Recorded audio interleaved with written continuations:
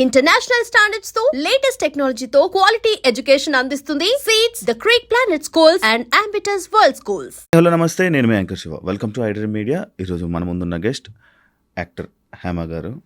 18 నెలల క్రితం rave party అని చెప్పి, రేవ్ పార్టీలో దొరికిపోయిన హేమ అని చెప్పి, డ్రగ్స్ తీసుకుంటూ దొరికిపోయిన హేమ అని చెప్పి చాలా బ్రేకింగ్ న్యూస్లు వేశారు. కానీ 18 నెలల తర్వాత కోర్టే తీర్పిచ్చిందనమాట. ఏం తప్పు లేదు, నిర్దోషి అని చెప్పి ఒక తీర్పు ఇవ్వడం జరిగింది. అసలు ఈ 18 నెలల గ్యాప్లో తన పోరాటం, ఎలాంటి పోరాటం చేశారు, అసలు ఆ మచ్చ, అసలు అక్కడ ఏం జరిగింది, అసలు రేవ్ పార్టీ ఏంటి ఇలాంటి విషయాలన్నీ తనతో మాట్లాడి అసలు ఏం జరిగిందని మనకు తెలియని విషయాలు తెలుసుకునే ప్రయత్నం అయితే చేద్దాం. హాయ్ అండి, అమ్మగారు ఎలా ఉన్నారు? బాగున్నానన్న. ఇప్పుడు హ్యాపీయా? చాలా హ్యాపీ. అప్పుడు కూడా హ్యాపీ, ఇప్పుడు ఇంకా హ్యాపీ. 18 నెలలు అయ్యింది. ఫైనల్గా ఇప్పుడు కోర్టు నుంచి తీర్పు వచ్చింది. ఏమని ఇచ్చింది కోర్టు మీకు తీర్పు?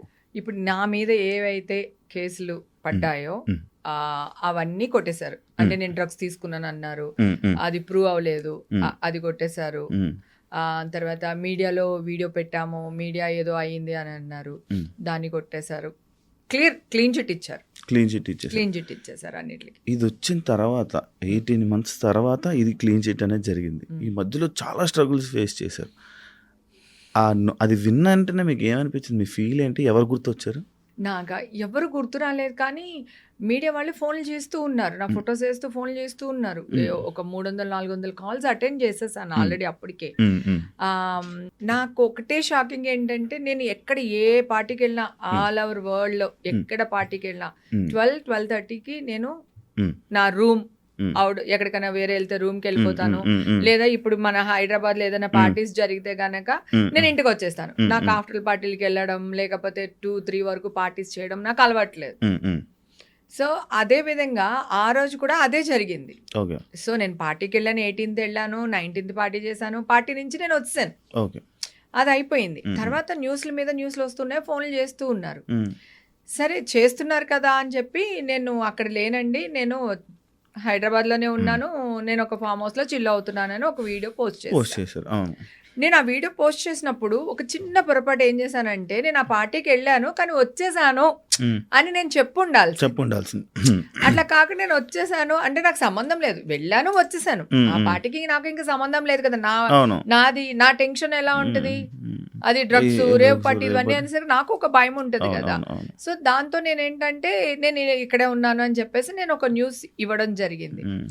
దాన్ని వీళ్ళు చిలవర పరవలు చేసేసి ఏదో చేస్తారు, దెబ్బకి భయం వేసి మళ్ళీ మా ఇంట్లో బిర్యానీ చేస్తూ కిచెన్ లో, ఇన్స్టాగ్రామ్ లైవ్ లో అబద్ధం చెప్పడానికి లేదు. అంటే ఇప్పుడు ఆల్రెడీ ఒకటి చెప్పాను, అది అబద్ధం అని వేసేస్తున్నారు.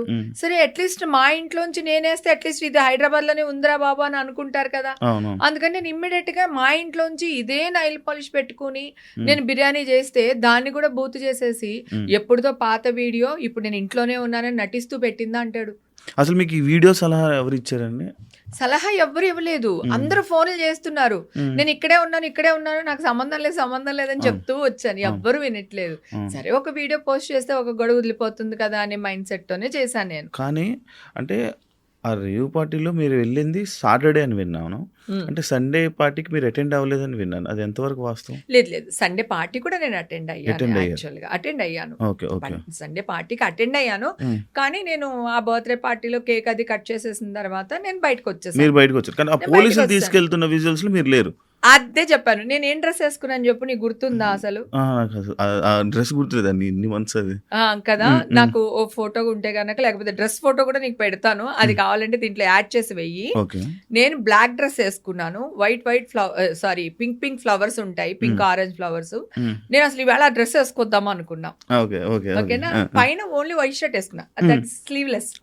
నా పర్సనల్ది నేను చూపించాలనుకోలేదు. సో జస్ట్ నేను షర్ట్ వేసుకుని మొత్తం black and black, full black and black. ఎవరో ఒక అమ్మాయి వైట్ డ్రెస్ వేసుకుంది, ఆ అమ్మాయిని చూపించేస్తున్నారు బయటకు వచ్చిన దాంట్లో, హేమా హేమా హేమా హేమా అని చెప్పేసి. కడికి నా ఫ్రెండ్స్ ఫోన్ చేసి, వస్తే అది వైట్ నైల్ పాలిష్ వేసుకుందే, నువ్వు బ్లాక్ నైల్ పాలిష్ వేసుకున్నావు అని ఫ్రెండ్స్ అందరూ ఫోన్లు చేసి చెప్తున్నారు. ఆ మాత్రం సెన్స్ లేదా వాళ్ళకి, ఎలా వేస్తున్నారు న్యూస్లో అది ఇదని. నా చుట్టుపక్కల వాళ్ళు, నా ఫ్లాట్ల వాళ్ళు ఉంటారు కదా, అందరూ పాపం వాళ్ళు వచ్చి ఇంటికి వచ్చి నాతో గోల్ పెట్టారు. పెడితే మళ్ళీ నేను అనౌన్స్ చేశాను, ఏమంటే ఆ పిల్ల వైట్ నైల్ పాలిష్ వేసుకుంది, ఆ అమ్మాయి వైట్ డ్రెస్ వేసుకుంది, నేను బ్లాక్ డ్రెస్ వేసుకున్నాను, ఆ అమ్మాయిని నేను కాదు అంటే అడ్డంగా దొరికిపోయి బొకాయిస్తున్న హేమనేస్తారు. ఇక్కడ నువ్వు ఒకటి అబ్జర్వ్ చేసావా, ఒక న్యూస్ చేసి వేసేసారు, వచ్చిందని వేస్తారు, తర్వాత పాజిటివ్ వచ్చేసిందని కూడా వేస్తారు. ఓకేనా, ఇవన్నీ వచ్చేసినాయి. తర్వాత నేను కాదని మొత్తుకుంటున్నా ప్రతి విషయాన్ని అవును అవును అవును అని చూపించడానికి ట్రై చేశారు. అన్ని కనిపించలా నాకు. బ్లడ్ టెస్ట్లు నావి లేవు, వాళ్ళ దగ్గర నా శాంపిల్స్ లేవు, ఇప్పుడే తీస్తున్నారు. తీసుకెళ్తున్నప్పుడు చెప్పారు కూడా, అప్పుడు నేను చెప్పాను నేను ఒక్కదాన్ని వెళ్ళాను నాన్న బెంగళూరు. నిజంగా నేను తప్పు చేసి ఉంటే ఒక 10 మంది రికమెండేషన్ లో లేకపోతే ఇంకొకటో లేదా లాయర్ నో ఏదో ఒకటి తీసుకుని నేను వెళ్ళేదాన్ని కదా. నేను ఒక్కదాన్ని వెళ్ళాను నాన్న బెంగళూరు సిసిబి వాళ్ళ దానికి. వెళ్తే వాళ్ళందరూ 10 మంది వచ్చారు, ఎంక్వైరీ చేశారు, అడిగారు మీరు డ్రగ్స్ తీసుకున్నారా, లేదు తీసుకోలేదు, మీరు ఎన్ని గంటలకు ఉన్నారు, ఎన్ని గంటలకు వెళ్ళిపోయారు, ఇవన్నీ అడిగారు. నేను ఇన్ని గంటలకు వచ్చాను, ఇన్ని గంటలకు వెళ్ళిపోయాను, నేను ఇది అని చెప్పేసి నేను వాళ్ళకి చెప్పాను. ఆ తర్వాత మీరు తీసుకోకపోవచ్చు కానీ ఎవరైనా కలిపి మీకు ఇచ్చి ఉండొచ్చు కదా అని మళ్ళీ ఇలాంటి క్వశ్చన్లు కూడా అడిగారు. ఒక్క క్షణం డంగు అనింది నాకు. అంత పెద్ద పార్టీ కదా, ఏమో తెలియదు తెలియదు కదా, అయ్యమ్మో అనుకుని ఆ క్షణం ఒక ఆగి వెంటనే చెప్పాను, లేదండి అక్కడ ఉన్న వాళ్ళందరూ నా బ్రదర్స్, నేనంటే చాలా ఇష్టం, చాలా రెస్పెక్ట్, నేను అందుకే అక్కడి నుంచి ఇక్కడ దాకా వచ్చాను, వాళ్ళు ఎవ్వరు అలా చేయరు, నేను తీసుకోలేదు, నేను దాగలేదు, నేను తీసుకున్నది ఇదిగోండి రెడ్ బుల్, అది నా చేత నేనే ఓపెన్ చేసుకుని తాగాను. ఎగర్ మైజర్ ఉంది, సో అది కూడా సగం బాటిల్ ఉండింది కానీ నేను దాన్ని టచ్ చేయలేదు, ఇది నేను చేసిన పని అని చెప్పేసి చెప్పాను. నా టేబుల్ మీద ఏమైతే ఉన్నాయో అన్ని అడిగారు, అవన్నీ చెప్పాను. ఎన్ని గంటలకు లోపల వచ్చాను, ఎన్ని గంటలకు బయటకు వెళ్ళాను, అన్ని ఎంక్వైరీ చేశారు, అన్ని నేను క్లియర్ కట్ గా నేను చెప్పాను. ఓకే, ఇందాక మీరు అడిగిన బిర్యానీ వాళ్ళు చెప్తే అప్పుడు నేను హాస్పిటల్ నుంచి వచ్చేటప్పుడు నేను చెప్పాను, ఏమండి ఇప్పుడు తీస్తున్నారు నా టెస్ట్లు, మీరు ఆలోచించండి, అప్పుడు గనక నా టెస్ట్లు ఉండుంటే ఇప్పుడు మళ్ళీ సెకండ్ టైం నన్ను ఎందుకు తీశారు టెస్ట్లు, ఏం అవసరం కదా, ఎవ్వరు అడగలా. అవును కదా, హేమ చెప్పింది ఒక్క నిమిషం నేను చెప్పింది నిజమని నమ్మున్నా మన మీడియా వాళ్ళు కానీ సోషల్ మీడియా వాళ్ళు కానీ, నేను ఈ రోజు అరెస్ట్ అయ్యేదాన్ని కాదు.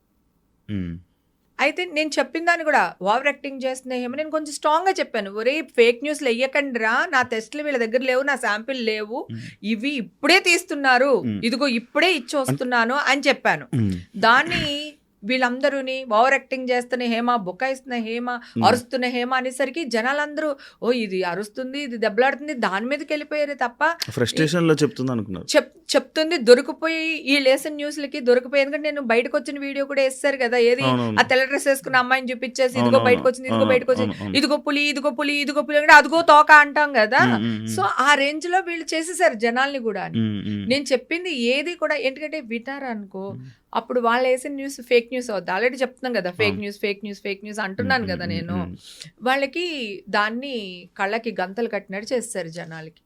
అంటే చాలా విషయాలు, ఇది ఒక్క విషయం అనే కాదు, చాలా మంది యాక్టర్ల మీద ఏదైనా నెగిటివ్ వచ్చినప్పుడు చాలా న్యూస్ అనేది పెద్ద స్ప్రెడ్ అవుతుంటుంది. కానీ ఇదంతా లేదు, అలాంటిది ఏం లేదు అని క్లియర్ అయిపోయిన తర్వాత దాని గురించి వేయడం మానేశారు. అంటే ఎగ్జాంపుల్ మీదే ఒక 3 days 4 days అవుతుంది మీద వచ్చి, కానీ ఇప్పటికి ఎవరికి తెలీదు, ఓన్లీ మీరు ఆ రేవు పార్టీలో ఉన్నారనే పాయింట్ గుర్తుందే కానీ ఇప్పుడు ఈ రోజు ఇది జరిగిందని తెలియదు. మరి దానికి మీరు ఫీల్ అవ్వట్లేదు, దాని మీద మళ్ళీ అవతల వాళ్ళ మీద ఏమి యాక్షన్ తీసుకోవట్లేదు? లేదు, నేను 100% యాక్షన్ తీసుకుంటాను. నేను ఇప్పుడు ఆల్రెడీ నేను మంచితనంగా రజనీకాంత్ గారికి అపాయింట్మెంట్ కావాలి అన్నాను, వాళ్ళు ఎవరో విజయ్ అంట, ఆ పర్సన్ తో మాట్లాడాను, నాకు ఇలా అపాయింట్మెంట్ కావాలి అంటే నిన్న ఆయన ఆఫీస్కి రాలేదు, సో సండే ఏదో రాలేదు, ఈవేళ వస్తారు మేడం, వస్తే గనక మేము మీకు చెప్తాము అని అన్నారు. వాళ్ళు ఇంతవరకు నాకేం చెప్పలేదు. సో ఓకే, తర్వాత ఎన్టీవీ చౌదరి గారి నెంబర్ ఒకటి ట్రై చేస్తున్నాను, అది దొరికితే ఆయనతో మాట్లాడతాను, ఆయన అపాయింట్మెంట్ తీసుకుంటాను. ఇప్పుడు మీన్ వెల్ ఈ 2-3 రోజులే నా దగ్గర టైం ఉంది, ఈవేళ రేపు ఎల్లుండి మళ్ళీ నేను మా అమ్మ దగ్గరికి వెళ్ళాలి, మొన్న 11th జరిపారు డే కదా, ఈ అవును. మధ్యనే కదా అవును కావచ్చు. అవును అయితే 11th డే ఉంది. అది దాని నుంచి వచ్చిన తర్వాత ఉమ్, అందరూ మంచిగా రియాక్ట్ అయ్యి ఉమ్, నెగిటివ్ న్యూస్ ని ఎట్లా అయితే వేశారో ఉమ్, పాజిటివ్ ని కూడా అట్లాగే జనాల్లోకి తీసుకువెళ్తే వాళ్ళకి ఒక రెస్పెక్ట్ మిగులుతుంది. ఉమ్, ఉమ్, ఎనీ ఉమ్. ఛానల్ అవును. వాళ్ళకి కూడా అరే పాపం అప్పుడు ఏం చేసినా పాపం మా పిల్లకి న్యాయం చేశారా అని ఒక మంచి ఉమ్, ఉమ్, ఇది టీవీ9 కానీ ఎన్టీవీ కానీ ఆర్టీవీ కానీ వీళ్ళందరికీ వెళ్తుంది. ఎందుకంటే బిగ్ టీవీ వీళ్ళందరూ బాగా వేస్తారు. అవును. నా వాయిస్లు రికార్డ్ చేసేసేసారు. ఉమ్, నేను ఏం మాట్లాడితే అది వేసేస్తున్నారు. నా ఫ్రెండ్స్ అందరూ ఏమో ఏమేమి మాట్లాడికే నువ్వేం మాట్లాడినా వాళ్ళు బూత్ చేసేస్తున్నారు, నువ్వు అసలు మాట్లాడుకు ఫోన్లు ఎత్తక అంటున్నారు. ఉమ్, నాకు ఇష్యూలో ఉన్నాడప్పుడు నాన్న 500-600 ఫోన్లు అటెండ్ చేశాను నాన్న. ఉమ్, నేను లేనురా బాబు ఎందుకంటే ఒక ఫోన్ ఎత్తకపోయినా నా ఫోన్ ఎత్తలేదు అది అక్కడే ఉంది అంటాడేమో అని భయానికి ఎత్తేదాన్ని. ఉమ్, ఉమ్, ఇప్పుడు నువ్వు అన్నట్టు 3-4 డేస్ అయింది కదా కేసు అయిపోయి మనకి చేతికి పేపర్స్ వచ్చి, ఉమ్, ఉమ్, ఇప్పుడు వరకు ఒక్కళ్ళు కాల్ చేయలేదు తెలుసా. హేమగారు క్వాష్ అయిందంట కదండి, కొట్టేశారంట కదా కేసు, వెరీ గుడ్ అండి, ఏంటండి అని చెప్పి, లేకపోతే ఒకసారి ఛానల్కి వస్తారా, లేకపోతే ఒక బ్రేకింగ్ న్యూస్ వేద్దాం, లేదంటే అట్లీస్ట్ కింద స్క్రోలింగ్ అయినా వేద్దాం, ఏమీ లేదు. ఉమ్, అంటే మంచిని తీసుకెళ్లారు జనాల్లోకి, వీళ్ళు ఉమ్, నెగటివ్ని స్ప్రెడ్ చేస్తున్నారు. ఉమ్. అవును. అది ఎంతవరకు న్యాయం? అవును. అంటే ఛానల్స్ ఉన్నదే మంచి కోసం కదా, మంచి చేయాలి, జనాల్ని చైతన్యవంతుల్ని చేయాలి, డ్రగ్స్ అనేది నిర్మూలించాలి కదా. ఎలా నిర్మూలించాలి? అమాయకులను తీసుకొచ్చేసి వాళ్ళ మీద న్యూస్ వేసి ఆమె ఇంత అందంగా ఉండడానికి డ్రగ్స్ కారణం అని ఎవడన్నా అనుకున్నాడు అనుకో, మాట వరుసకి ఆడొక డ్రగ్ ఎడిట్ అయిపోతాడా నా కోసం? అవునా? నిజమే. ఓ హేమకి ఇంత ఎలా మాట్లాడుతుంది, ఇంత హుషారుగా ఉందంటే ఒకవేళ అదే కారణం అనుకుంటే ఇంకొక అమ్మాయి అలా అయిపోద్ది కదా కదా. వీళ్ళు అది చూపించినప్పుడు ఇంత సఫర్ అయ్యారు హేమ గారు దీంట్లో ఉండటం వల్ల. మీరందరూ జాగ్రత్తగా ఉండండి. ఇప్పుడు ఆవిడ మంచిదని లేకపోతే కేసు కొట్టేశారని ఒక మంచి న్యూస్ వేస్తే ఎంత బాగుంటుంది అసలు. ఇప్పుడు నేను అడిగాను రజనీకాంత్ గారిని, ఆయన అడుగుతాను, ఆర్టీవీ వాళ్ళు, బిగ్ టీవీ వాళ్ళు, వీళ్ళు నేను అమ్మ దగ్గరికి వెళ్ళి 27 నాకు ఉంది ఫంక్షన్, అది అయిపోయి 28కో 29కో నేను ఇక్కడికి వచ్చేస్తాను. ఈ లోపల అందరూ రియాక్ట్ అయితే పర్వాలేదు. నేను ఎవ్వరూ రియాక్ట్ అవ్వలేదు అనుకోండి, నేను బెదిరించట్లేదు కానీ నేను వెళ్ళి ధర్నా చేస్తా, 100% ధర్నా చేస్తా. నేను మంచిగానే ట్రై చేస్తున్నా. ఇప్పుడు మీడియా వాళ్ళు నాకు కావాలి, నేను మీడియా వాళ్ళకి కావాలి. ఈవేళ నేను రేపు రాజకీయాల్లోకి వెళ్ళొచ్చు, నేను టీటీడీ బోర్డు మెంబర్గా ట్రై చేయాలని అనుకుంటున్నా ఇన్ ఫ్యూచర్. ఓకేనా? ఇప్పుడు నా మైండ్ అంతా చిల్లి మూడ్లో ఉంది. సో నన్ను ఎంజాయ్ చేయాలి, ఈ మూడ్లో ఉన్నాను. రేపు రాజకీయంగా ఎదగాలి నేను. ఇప్పుడు ఈ న్యూస్లు ఇవన్నీ ఉండి నేను మీడియా వాళ్ళతో గొడవ పడితే నాకు ఎప్పటికైనా ప్రాబ్లమే కదా. నేను లేకపోతే మీడియా వాళ్ళు ఉండరు, మీడియా వాళ్ళు లేకపోతే నేను మీన్స్ సెలబ్రిటీస్ కదా. రాజకీయ నాయకులు సెలబ్రిటీస్ లేకపోతే అసలు న్యూస్ ఛానల్స్ మూతేసుకోవచ్చు హ్యాపీగా. ఇది మొన్న ఇప్పుడు ఎందులోనో వచ్చింది కూడా, నేను అది చూసా. లైక్ పొలిటికల్ కానీ సినిమా ఇది కానీ ఇది లేకపోతే మీడియాకి సగం కంటెంటే డౌన్ అవుతుంది. లేదు, నిజంగా కూడా లేదు. అలాగే మాకు పబ్లిసిటీ కావాలన్నా, మేము ఏదైనా ఒక మంచి పని చేసేది ప్రజల్లోకి వెళ్ళాలన్నా కూడా మీడియా మాకు సపోర్ట్ కావాలి. సో మేమెంత అవసరం మాకు మీరు అంత అవసరం. కానీ మీరు ఫేక్ న్యూస్లు, నెగిటివ్ న్యూస్లు చేసినంత పబ్లిసిటీ ఒక మంచిని చేయలేకపోతున్నారు. అవును. యాక్చువల్లీ నాకు